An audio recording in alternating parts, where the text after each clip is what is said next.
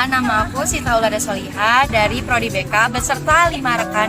Rekan teman aku akan mewawancarai teman-teman di prodi lain mengenai Pancasila, sila kedua. Sebelumnya kita udah punya guestnya nih. Halo teman-teman, nama aku Arya Nugraha Pratama. Aku dari jurusan Sains Informasi Geografi. Perkenalkan, nama saya Muhammad Alfaridzi dari Prodi Akuntansi. Perkenalkan, nama aku Sriani Rahmani dari Prodi Pendidikan Sejarah, Fakultas Pendidikan Ilmu Pengetahuan Sosial. Perkenalkan, nama saya Pada Puanto Dari Prodi Manajemen. Selanjutnya kita akan menanyakan nih pertanyaan. Kayaknya kita semua udah tahu nih kalau misalnya di Indonesia tuh sila Pancasila kedua tuh kan artinya kemanusiaan yang adil dan beradab. Nah, sebenarnya menurut Arya sendiri kenapa sih sila kedua ini tuh penting dan apa sih gitu? Kenapa sih bisa penting? Mungkin jawaban dari aku ya. Kalau misalkan kita mengacu pada Pancasila yang sebagai sebuah dasar negara ya, Indonesia sendiri tuh butuh sila kedua ini karena memang kita mengedepankan kesejahteraan warganya gitu. Dan itu pun berhubungan dengan kemanusiaan yang adil dan beradab. Selaku warga sendiri, aku ngerasa kalau misalkan semua manusia yang ada, warga Indonesia lah ya, itu harus mendapatkan keadilan yang sama gitu. Jadi semua hal-hal itu harus sama rata gitu, tidak membedakan strata sosial ataupun hal-hal yang lain gitu. Jadi ya memang hal ini penting karena itu juga akan mengacu pada sebuah kesejahteraan kedepannya. Apa sih gitu? Oke. Sebenarnya kalau menurut aku sendiri, di sini fokusnya ada dua, di adil dan beradabnya. Karena banyak kasus-kasus di mana mungkin itu adil, tapi nggak beradab. Ada kasus di mana itu beradab tapi nggak adil. Jadi makanya kenapa di sila kedua ini dibarengin adil dan beradab, supaya dua hal ini tuh terus beriringan. Gitu. Penting karena setiap dari kita juga itu kan pasti punya hak gitu, hak asasi manusia gitu kan. Terus itu juga diatur sama undang-undang. Jadi ya kemanusiaan yang adil dan beradab itu penting lah. Karena sila kedua ini berhubungan dengan moral manusia ya kan. Yang pastinya kita tuh harus jadi manusia yang beradab dan mencerminkan bahwa Indonesia tuh telah memberi kiblat yang benar terhadap Pancasila itu tersebut.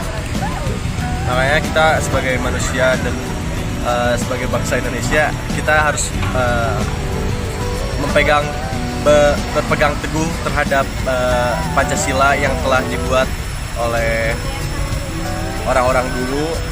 Makanya sekarang sangat dibutuhkan untuk moral, apalagi di zaman sekarang tuh sangat penting dalam beradab terhadap orang tua dan yang lainnya.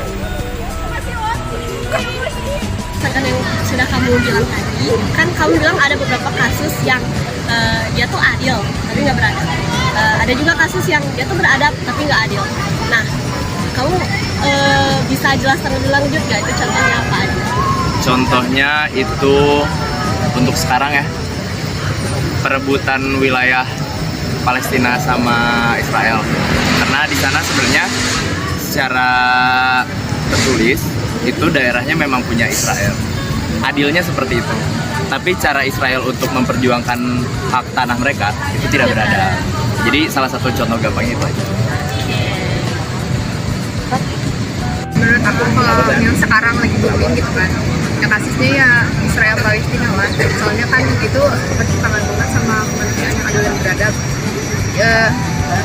Jadi kayak kenapa Israel tuh Palestina tuh menindas gitu, itu nggak sesuai banget sama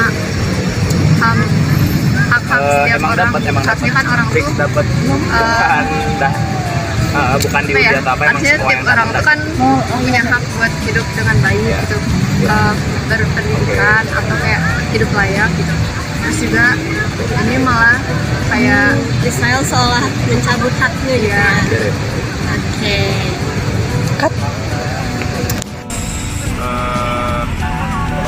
FS kalau kalian tahu ya, ini ada kayak kepolisian gitu dan mereka benar-benar kurang beradab dalam bertindak sebagai manusia. Lalu juga ada sekarang lagi banyak-banyaknya anak-anak yang kurang adab dalam berperilaku kepada orang tua dan salah bergaulnya anak-anak muda di zaman sekarang seperti tidak bercanda yang tidak sesuai dengan seharusnya, seperti bercanda saling mengejek orang tua atau apapun itu.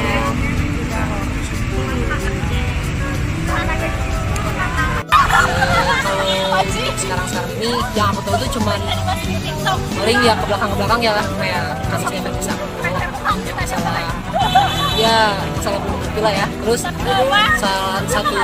salah satunya itu kasus, jadi kayak ada salah satu anak DPR kalau nggak salah, dia tuh membunuh pacarnya dan itu pun belum tahu gitu lanjutannya gimana dan lumayan nggak adil gitu. Iya.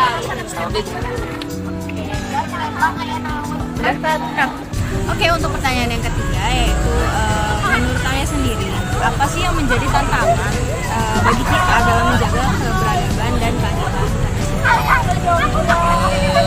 Kalau menurut aku tantangan yang kita hadapi sekarang itu lebih ke penerapan, karena sebenarnya dari segi hukum sih udah bagus gitu, cuman penerapannya banyak yang tidak adil gitu. Jadi ada yang memang melihat kayak apakah orang ini orang penting gitu, jadi dan banyak juga orang-orang dengan pemangku kebijakan tuh suka seenaknya sih. Kalau sekarang sih kayaknya untuk generasi kita ya, sebenarnya lebih ke lunturnya moral.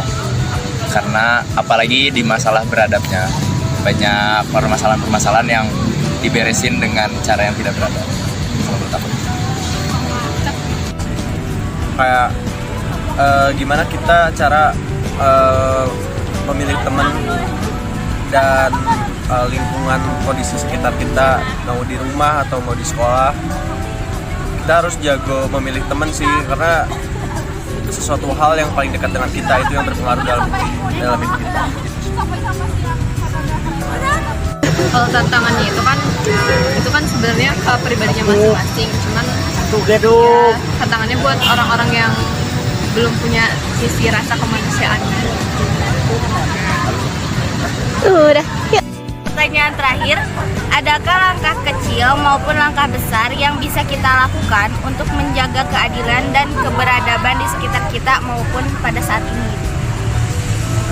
Kalau menurut aku hal-hal yang bisa kita lakukan itu cuman ya sadar gitu akan hal-hal atau isu-isu yang memang sedang marak saat ini, dan juga menggaungkan hal itu gitu, jadi nggak yang cuman tahu dan diem-diem doang. Jadi buat kita sebagai masyarakat ya tidak punya kebijakan ya untuk hak untuk merubah kebijakan, tapi cuman itu gitu.